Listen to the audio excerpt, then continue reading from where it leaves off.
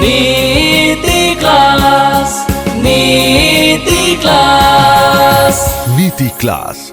या हम सभी अपने जीवन में सुख और गुणों की अभिवृद्धि के लिए नीति के विषयों का श्रवण कर रहे हैं। नीतिकार हमें सिखाते हैं कि हमें जीवन में कुछ आए ना आए, स्वयं के अंदर निर्णय लेने की कला आना ही चाहिए। जो व्यक्ति निर्णय लेने की कला नहीं जानता, जिसको निर्णय लेने की कला नहीं आती, वो कितना ही कुछ कर ले सफल नहीं हो पाएगा। चाहे मैदान का खेल हो या जिंदगी का खेल। ध्यान से सुनना, चाहे मैदान का खेल हो या जिंदगी का खेल, टाइमिंग जो है वो बहुत इम्पोर्टेंट है।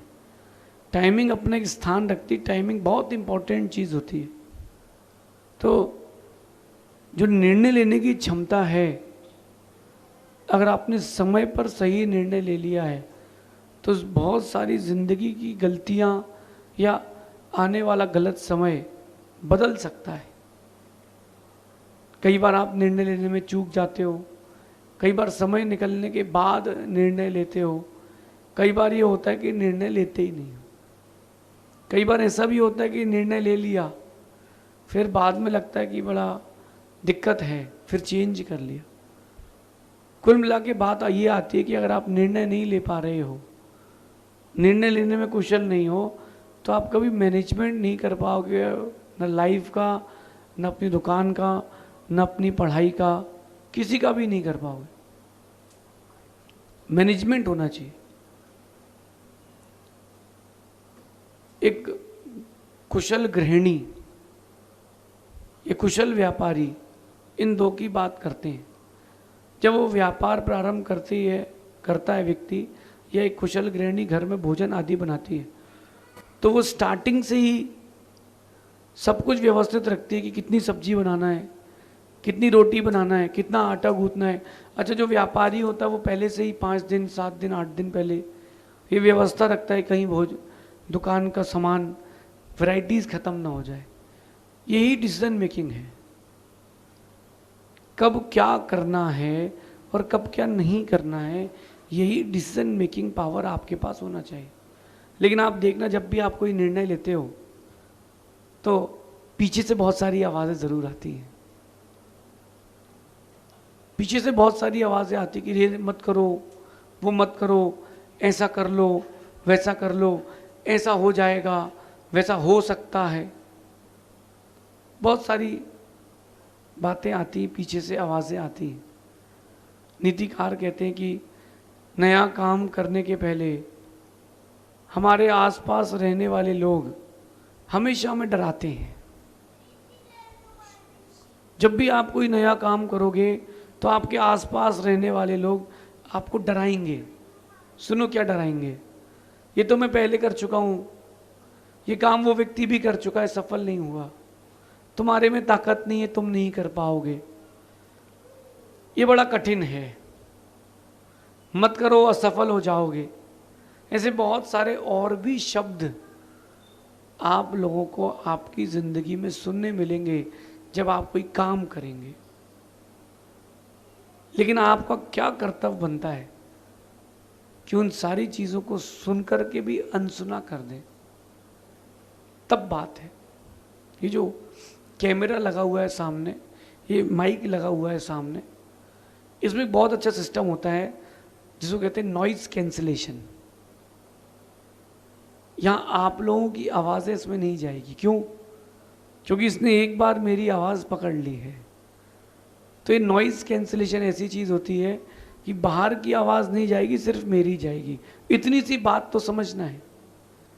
आपको अपने अंदर में नॉइज़ कैंसिलेशन मोड ऑन कर देना है। जब आप कोई फैसला ले रहे हो, कोई काम कर रहे हो नया, पीछे से बहुत सारे बैकफायर होंगे, वो आपको नॉइज़ कैंसिलेशन ऑन करके रखना है। मतलब समझे? जो पीछे लोगों की नॉइज़ आ रही है, जिसका आपके जीवन से कोई संबंध नहीं है, उसको वही नॉइज़ कैंसिलेशन ऑन कर लो।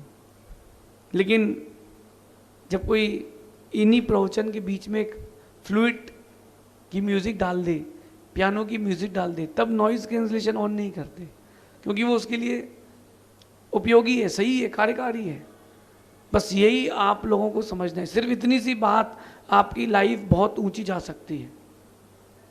जो आपका जीवन आज चल रहा है उससे कई गुना ऊपर जाकर के आपको स्थान मिल सकता है। करना क्या है? नॉइज़ कैंसलेशन मोड ऑन करना है। आपके अंदर का नॉइज़ कैंसलेशन मोड ऑन कीजिए। कब? जब भी आप कोई काम करें, नया काम करें, माना कि वैराग हो जाए, तो लोग बोलेंगे खाने को नहीं है, इसलिए महाराज बन रहा है। क्या हो गया? घर में झगड़ा हो गया क्या?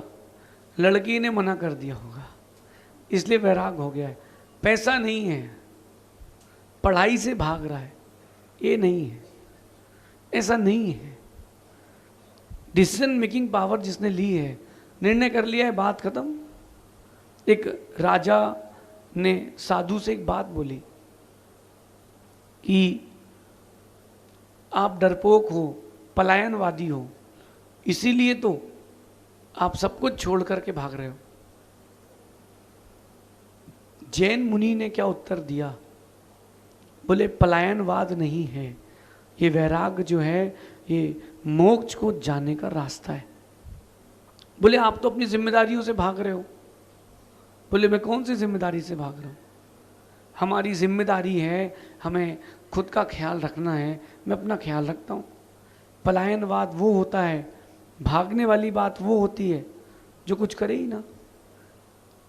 मैं तो साधना कर रहा हूँ। ऐसे ही कोई भी आपकी लाइफ की फील्ड हो, लोग पीछे से बातें करेंगे कि तुमसे नहीं हो पाएगा, ये तो बहुत कठिन काम है, ये काम तो पहले भी बहुत लोगों ने किया है, कुछ और सोचो। ये डिग्री तो बहुत सारे लोग ले चुके हैं, तुम भी ये डिग्री ले रहे हो, कैंसिल, थोड़ा चेंज करो। क्या तो अलग से डिग्री का कोर्स बनाए? बोले सीए तो लाखों बच्चे करे, तुम मत करो जी।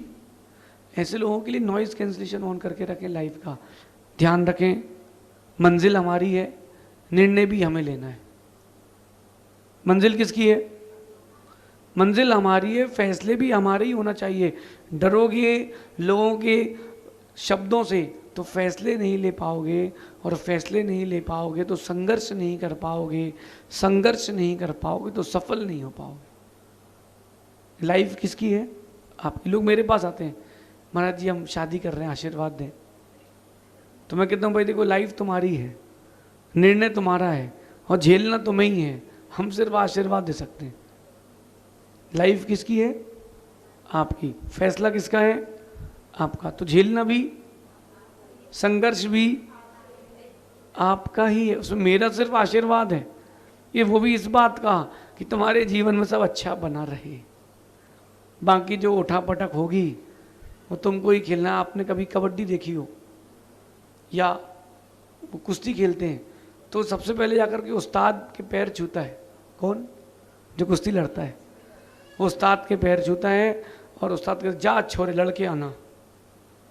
लड़ता कौन है? खिलाड़ी। कुश्ती कौन लड़ता है? पहलवान। आशीर्वाद कौन देता है? तो अगर उस्ताद का आशीर्वाद है तो पहलवान को तो लड़ना ही पड़ेगा। यही आपकी लाइफ का फेस है। मंजिल आपकी है तो फैसले भी आपके ही होना चाहिए। अगर डर के साथ आपने फैसला लिया है तो आप कभी सफल नहीं होगे। ये डिसीजन मेकिंग है। जब कभी आप मैनेजमेंट पढ़ते हैं, प्रबंधन पढ़ते हैं, तो उसमें सबसे पहले एक इंपॉर्टेंट टॉपिक आता है डिसीजन मेकिंग। अभी गर्मी ज़्यादा है और अगर फसलें खराब हो जाएं, तो स्टॉक करके रखते हैं लोग, क्योंकि रेट बढ़ेगा। गर्मी ज़्यादा पड़ी तो ठंडी भी ज़्यादा पड़ेगी, इसका मतलब वूलन कपड़े भी बिकेंगे। यही तो बहुत मोस्ट इंपॉर्टेंट चीज़ है, डिसीजन मेकिंग। बिजनेस करा तो डिसीजन मेकिंग। अब बात यहाँ ये आती है कि डिसीजन ले कैसे। प्रॉब्लम तो आपको समझ में आ चुकी है। प्रॉब्लम क्या है कि आपसे निर्णय लेते नहीं बन रहा। अब बात ये आती है कि वो निर्णय लेना सीखें कैसे। कुछ 4-5 चीज़ें मैं आपको बताता हूँ। सबसे पहली चीज़ है कि निर्णय लेना सीखना हो तो एक्सपीरियंस बढ़ाओ, अनुभव बढ़ाओ। जितनी बार आप अनुभव बढ़ाएंगे, जब जब आप अनुभवी बनेंगे, तब तब आपके निर्णय सफल होंगे। आप देखो कि पहली बार जब कोई काम करे तो व्यक्ति को डर लगता है, होगा कि नहीं, होगा कि नहीं। वो अगर कर ले तो हो जाता है। सफल हो गया तो सफलता मिलेगी, असफल हो गया तो हर बार सफलता के लिए अनुभव मिलेगा। तो वो जो एक्सपीरियंस है उसको बढ़ाएं।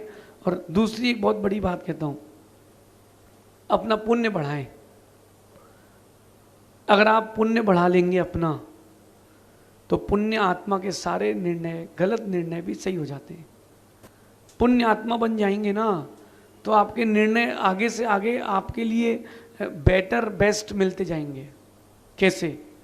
राम का निर्णय, राम ने निर्णय लिया कि मैं अयोध्या भरत को दूंगा। पहला निर्णय, जंगल गए, सीता का हरण हुआ, रावण से युद्ध करने का फिर निर्णय लिया, फिर रावण से युद्ध करके जीते और लंका का स्वामी बनाया विभीषण को। ये निर्णय कौन ले रहा था? राम। उनका निर्णय गलत नहीं था, और निर्णय लेते गए तो एक दिन जब वो लौट के आए अपनी अयोध्या में, तो भी लंका जैसी सोने से सजी थी। भाई भरत ने उनकी अगवानी की थी। ये राम के जो निर्णय थे, ये पुण्य आत्मा थे। राम पुण्य आत्मा थे। उन्होंने जो भी निर्णय लिया, प्रकृति ने कहीं ना कहीं उनका साथ निभाया।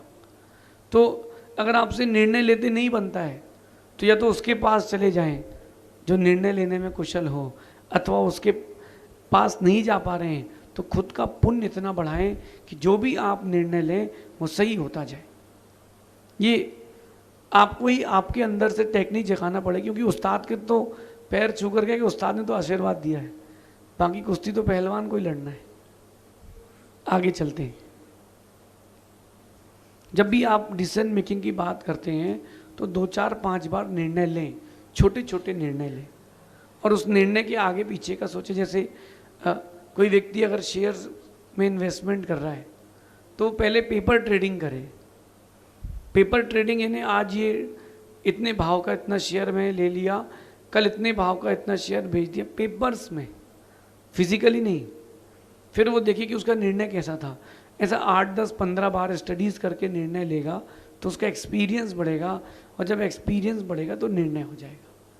मतलब प्रैक्टिस करके भी आप अपना निर्णय बढ़ा सकते हो। जैसे एग्जामिनेशन के पहले मेरे सोचना ये कि जो टीचर होती है स्कूल की या कोचिंग की, इंस्टीट्यूट की, जो एग्ज़ाम है वैसे ही एग्जामिनेशन पेपर 3-4 और बनाएं, एक टफ एक इजी, और बच्चे उस एग्ज़ाम्स को दें तो उसको मालूम चलेगा कि यार ये निर्णय तुक्के में लिया था, गलत हो गया। तो ऐसा प्रैक्टिकल करके भी आप डिसीजन मेकिंग कर सकते हैं। और एक सबसे अच्छी हैबिट होती है पढ़ने की, रीडिंग।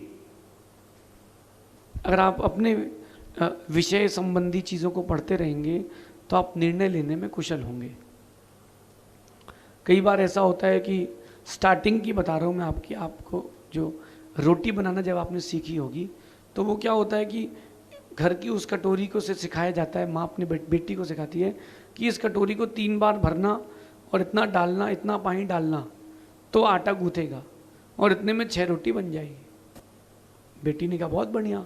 अब जब बेटी की विदाई हुई तो विदाई हो गई, गाड़ी में बैठ गई, बोले रुको रुको, वापस उतरी, बोले कटोरी थी तो आटे वाली, क्योंकि मैं आटा नापूंगी कैसे। लेकिन जब वही बेटी बहू बन के सास बनती है तो वो यूं ही हाथ से ही आटा निकाल लेती है, उसको इतना अंदाज हो जाता है कि इतने में इतनी रोटी बन जाएगी। ये कैसे हो जाता है? ये करते करते, प्रैक्टिस करते करते करते करते वो चीज़ें ईजी हो जाती हैं।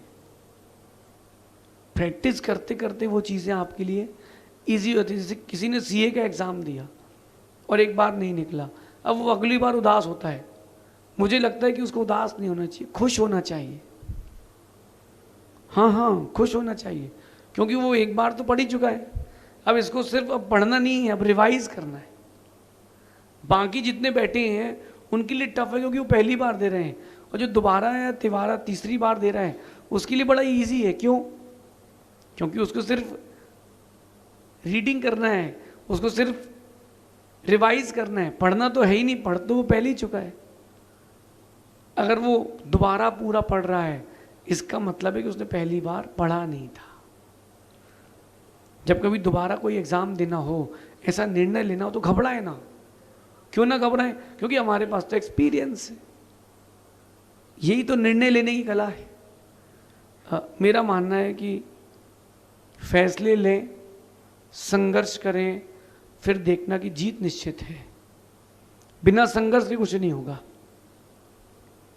आप लाइफ में जब चलना सीखे थे तो संघर्ष के साथ चलना सीखे थे। 4 कदम चलने के बीच में बच्चा 40 बार गिरता है।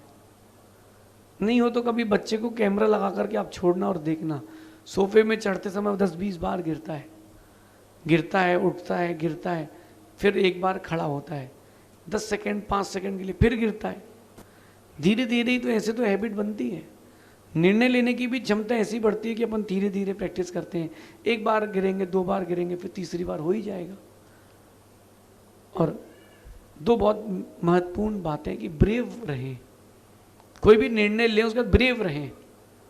अगर आप डरपोक रहेंगे तो निर्णय गलत हो जाएगा, ब्रेव रहेंगे तो निर्णय सही हो जाएगा। एक शेर भागा 2 जंगली भैंसों के पीछे, डर के भागे, सो दूसरे ने जो आगे दौड़ रहा था वो तो भाग रहा था, पीछे वाला मुड़ गया और उसने गुस्से में शेर को देखा और एक सींग मारा। शेर 5 फीट ऊपर 5 फीट नीचे, फिर शेर वापस भागा और वो जंगली भैंसा उसके पीछे भाग रहा है। अगर वो ब्रेव नहीं होता तो शेर उसको खा जाता। यद्यपि ताकत शेर में ज़्यादा थी लेकिन निडर वो भैंसा ज़्यादा था। आप निडर होंगे तो वो चीज़ आपके लिए निर्णय लेने में सरल होगी। और लास्ट बात जो होती है उत्साह शक्ति। आपके अंदर कितना उत्साह है पढ़ाई के लिए, चलने के लिए, अपने काम के लिए, कितना उत्साह है। देखो, जिसको सीखने की ललक होती है, जिसको पढ़ने की इच्छा होती है, वो समय नहीं देखता, वो ठंडी गर्मी नहीं देखता, वो एग्ज़ाम पास में ये नहीं देखता, मैं बीमार हूँ ये नहीं देखता, उसको तो पढ़ना है। वो अंदर की उत्साह शक्ति कराती है। अगर उत्साह शक्ति चली जाए फिर आपका कोई भी निर्णय होगा वो सही नहीं हो पाएगा। इसलिए अपने जीवन में उत्साह शक्ति के साथ निर्णय लें। लेकिन ध्यान रखना, जब भी कुछ काम करेंगे पीछे से नॉइस आएगी, बस नॉइस कैंसलेशन का बटन ऑन करके रखना कि हमें सुनना नहीं है, हमें सिर्फ अपनी आवाज़ सुनना है, मुझे सफल होना है, मुझे सिर्फ अपनी आवाज़ सुनना है। ऐसा अगर आपने अपने जीवन में ये मोड़ लेकर के आए, ऐसा व्यक्तित्व का निर्माण किया, तो सच मानना सफल होने में आपको ना देर लगेगी ना ही कोई रोक पाएगा। ऐसा चिंतन करना। शेष आगे देखेंगे। भगवान महावीर स्वामी की नीति क्लास।